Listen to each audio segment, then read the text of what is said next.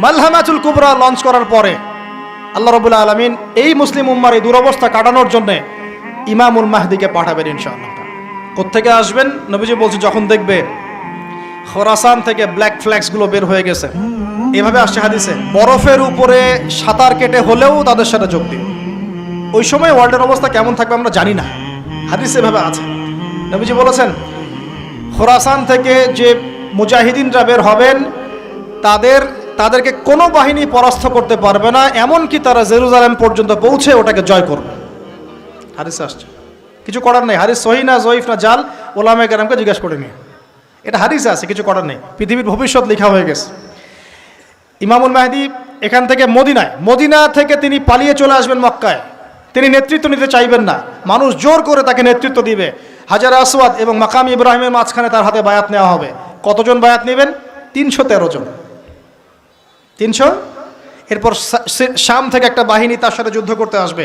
আল্লাহ পাক তাদেরকে মক্কা মদিনার মাঝখানে বাইদা নামক জায়গায় ধসিয়ে দিয়ে দেবে, ধসে যাবে, সব আসতে পারবে না। তারপরে বনু কালব নামে একটা গোত্র থাকবে আরবে, ওই কালবের সাথে ইমাম মাহদি যুদ্ধ হবে, ইমাম মাহদি জয়লাভ করবেন ইনশাআল্লাহ। তারপরে তিনি সারা ওয়ার্ল্ডটাকে আবার রুল করা শুরু করবেন। হাদিসে আসছে তিনি গুনে গুনে গনিমতের মাল দিবেন না, মুষ্টি ভরে ভরে মুসলমানদেরকে দান করবেন ইনশাআল্লাহ। তারপরে বের হবে মাসিহুদ দাজ্জাল মানুষের রূপে, ওই যে 4টা জায়গার কথা বললাম, সে বের হবে ইত্যাদি ইত্যাদি।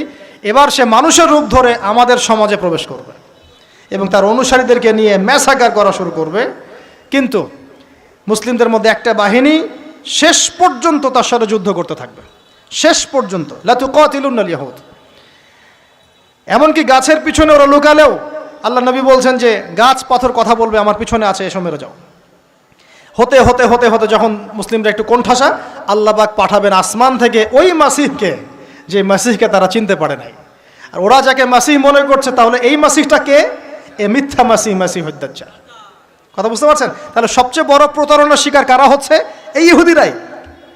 এই বিশ্বের সবচেয়ে বড় প্রতারণার শিকার তারাই হচ্ছে। মাসিহুদ দাজ্জাল ওদেরকেই প্রতারণা করছে। বুঝতে পারেননি কথা? ওদের সাথেই সবচেয়ে বড় প্রতারণা হচ্ছে। ওরা মনে করছে এই সত্যিকারের মাসিহ, সে আসলে আমরা বিশ্ব রুল করব, কিন্তু সে সত্যিকারের মাসিহ নয়। ঈসা ইবনে মারিয়াম আসবেন কিভাবে সেটাও এসেছে। 2 জন ফেরেশতার কাঁধে ভর দিয়ে তিনি নামবেন শাম অর্থাৎ সিরিয়ার দামেস্ক শহরের মধ্যে। কোন শহর? দামেস্ক। এই জায়গাগুলো খুব বরকতময়।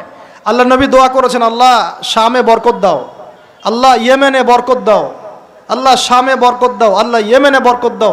আর মুসলমানরা বলছিল, আল্লাহ রসুল আমাদের নাজদেও বরকত দিতে বলেন, আমাদের নাজদেও বরকত দিতে বলেন। আল্লাহ নবী বলছেন যে নাজদে বরকত না, বরং ওখান থেকে ভূমিকম্প বের হবে, ওখান থেকে শয়তানের শিং বের হবে। চিন্তা করে, ওই যে বললাম নাজদিরা তুর্কিদের বিরুদ্ধে যুদ্ধ করেছিল, অটোম্যান এম্পায়ারের বিরুদ্ধে যুদ্ধ করেছে ব্রিটেনের সাথে হাত মিলিয়ে। ওরাই এখন সারা বিশ্বে, বাংলাদেশে এদের লেসপেন্সার আছে বহুত, বাংলাদেশে এদের বহুত লেসপেন্সার আছে। তারা বলে, ওই যে দেখবেন যে যখনই আমরা এগুলো নিয়ে আপনাদেরকে সচেতন করতে চাই, মানে এরা তো খারাজি হয়ে গেছে, উগ্র হয়ে গেছে, এই হয়ে গেছে, সেই হয়ে গেছে, এভাবে করে গভর্নমেন্ট প্রশাসন সবার কাছে আমাদেরকে বিতর্কিত করার চেষ্টা করে। অথচ আমরা কি কারো শত্রু? আমরা কি এই আলোচনাগুলো করে ওয়ার্ল্ডের প্রেক্ষাপট বদলাতে পারবো? পারবো না। কিন্তু আমাদের প্রজন্মকে আমরা জানাতে তো পারবো, যাতে তারা আত্মবিশ্বাসী হয়ে গড়ে ওঠে যে আমরা এই নতজন মনোভাব নিয়ে পৃথিবী থেকে যাবো না ইনশাল্লাহ। আমরা পৃথিবী থেকে মাথা উঁচু করেই যাবো ইনশাল্লাহ। মুসলিমদের হাতেই বিশ্বের বিজয় লেখা আছে, আস্তে আস্তে বিশ্ব ওদিকে যাবে, এটা তো ওদেরকে জানতে হবে। আমরা তো ওদেরকে জানাচ্ছি মাত্র। তো নাশ থেকে বের হবে শয়তানের শিং, এটা বলা হয়েছে। যাই হোক, এখন ঈসা ইবনে মারিয়াম আসবেন এই সিরিয়ার দামেস্ক, চুল দিয়ে টপ টপ করে পানি পড়তে থাকবে, মুক্তা ঝরছে এরকম পানি।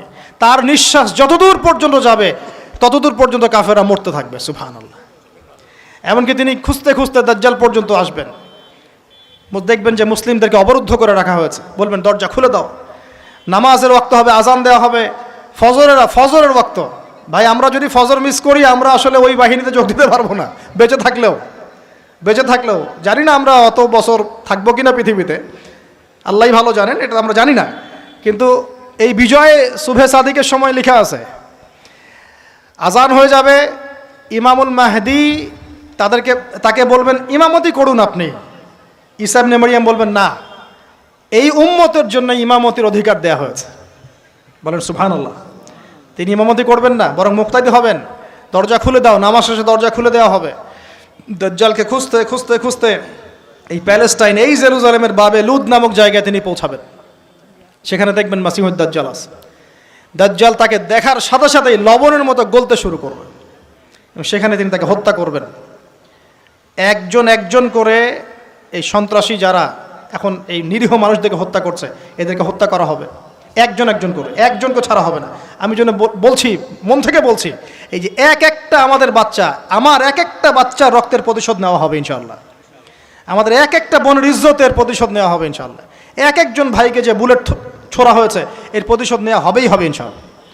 কে নেবেন? ওই যে বললাম, আপনি পারছেন না, আপনি হয়তো বলছেন দোয়া করছেন এতটুকু পর্যন্তই, ইনশাআল্লাহু তাআলা আল মাহদি আর ঈসা ইবনে মারিয়াম সেটা করে দেখাবেন ইনশাআল্লাহ। তারপরে সেখান থেকে তিনি ইসলামী খেলাফা রিস্টোর করবেন। 40 বছর তিনি পুরো বিশ্বকে শাসন করবেন। কত বছর? তখন অবস্থা এত সুখ সমৃদ্ধির হবে, একটা ডালিমের খোসার নিচে একটা পরিবার আশ্রয় নিতে পারবে। একটা ডালিম দেখেছেন কতটুকু? এটা বড় হবে, বড়, এর নিচে আপনি ঢুকতে পারবেন, এত বড় ফল হবে, উর্বর হবে মাটি, সবুজ শ্যামল, বৃষ্টিপাত বেশি হবে, এগুলো হতে থাকবে। এর মাঝখানে আবার ইয়াজুজ মাজুজ বের হবে। ইয়াজুজ মাজুজ বের হওয়ার পরে পৃথিবী ম্যাসাকার করবে। তারা এমনভাবে পৃথিবীতে ম্যাসাকার করবে যে ঈসা আলাইহিস সালাম এবং তার অনুসারীরা তুর পাহাড়ে গিয়ে লুকাবেন, আত্মগোপন করবেন এবং তাবারিয়া হ্রদের পানি তারা খেয়ে ফেলবে। পরের দল এসে বলবে কোনো এক সময় মনে হয় এখানে পানি ছিল, মানে পানি সব খেয়ে সাবার করে ফেলবে। কথা বুঝতে পারছেন? ঈসা আলাইহিস সালাম দোয়া করবেন, আল্লাহ এই আযাব থেকে আমাদেরকে তুমি বাঁচাও। আল্লাহ পাক তখন তাদের ঘাড়ের মধ্যে একটা ভাইরাস দিয়ে দিবেন, ভাইরাস। এগুলো রূপকথা মনে হচ্ছে না অনেকের কাছে, এগুলো সত্য, হাদিসে আসছে, একটা একটা শব্দ সত্য। এরপর 40 বছর এভাবে চলে যাবে, ঈসা আলাইহিস সালাম ইন্তেকাল হবে। তারপরে হাদিসে আসছে মানুষ আবারও খারাপ হওয়া শুরু করবে, এত খারাপ হবে, এত জঘন্য হবে যে আল্লাহ শব্দটা বলার মতো একটা মানুষ আর পৃথিবীতে থাকবে না। একটা মিষ্টি মৃদু একটা বাতাস আসবে, এই বাতাস মুমিনদের বগলের নিচ দিয়ে প্রবাহিত হবে এবং যার অন্তরে এক সরিষা দানা পরিমাণ ঈমান আছে, ওই বাতাসে তার জান কবজ হয়ে যাবে। বাকি থাকবে সব এই যে গরু ছাগল হাঁস মুরগির মতো মানুষ, গবাদি পশু। আল্লাহ বলার মতো মানুষ নাই, রাস্তা মোড়ে মোড়ে জেনা করবে। এটা আরো অনেক পরের কথা, অনেক পরের কথা। আমরা ওই যুগ দেখতেও চাই না, বাঁচতেও চাই না ওই যুগে, তাই না ভাই? আল্লাহ পাক বলছেন এরপরে, আল্লাহ রাসূল সাল্লাল্লাহু আলাইহি ওয়াসাল্লাম বলছেন এরপরে একদিন সকালে হঠাৎ করে দেখবে কেনা বেচা করতে করতে, কথা বলতে বলতে, পানি পান করতে করতে, খাবার খেতে খেতে এই যে পশ্চিম দিক থেকে সূর্য উঠে গেছে। তার মানে কি? ওই দিন কিয়ামত হয়ে যাবে এবং এটা এত ফাস্ট হবে, এত দ্রুত হবে। আল্লাহ রাসূল সাল্লাল্লাহু আলাইহি ওয়াসাল্লাম বলেছেন যে কেউ বাসায় ফিরে যাবে, আহাল পরিবারের সাথে একটা দেখা করবে, এই সুযোগ পাবে না। একদম ইনস্ট্যান্ট ডেট ছাপ। একটা বজ্রনীনাদ, প্রচণ্ড মানে শব্দ, এটাতে বিকট একটা শব্দে পুরো মহাবিশ্ব তোলপাড় সৃষ্টি হয়ে যাবে, একদম শেষ। এই হলো সিঙ্গার প্রথম ফুক, শেষ, সব ডেট। এই যে আমাদের এত বাহাদুরি, এত কিছু সব শেষ, মানে পৃথিবী আস্তে আস্তে ওর শেষের দিকে যাচ্ছে। এগুলো ভাই বিশ্বাস করেন, পৃথিবীর সমস্ত সংগঠন, জালেম, কাফের, ফাসেক, মুশরিক, মুনাফিক যা আছে পৃথিবীতে, একত্রিত হয়েও এই সত্যটাকে কেউ টলাতে পারবে না।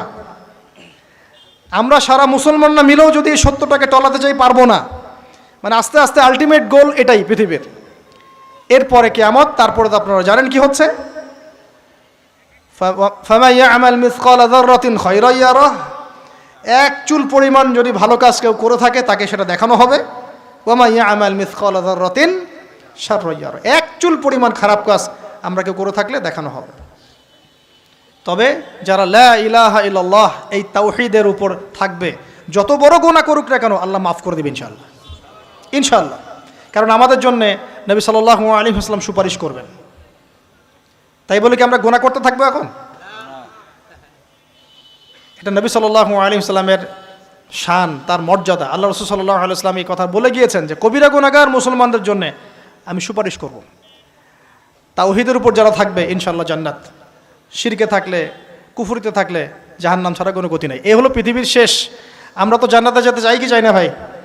তাহলে এখন আমরা জানি যে এই অবস্থা কেন হচ্ছে, কেন জেরুজালেম নিয়ে এত কিছু হচ্ছে, কেন ওখানে ওরা এত অত্যাচার করতেছে। ওরা কি চায়? ওরা চায় এই জায়গা শুধু না, পুরা হোলি ল্যান্ডটা দখল করতে চায়।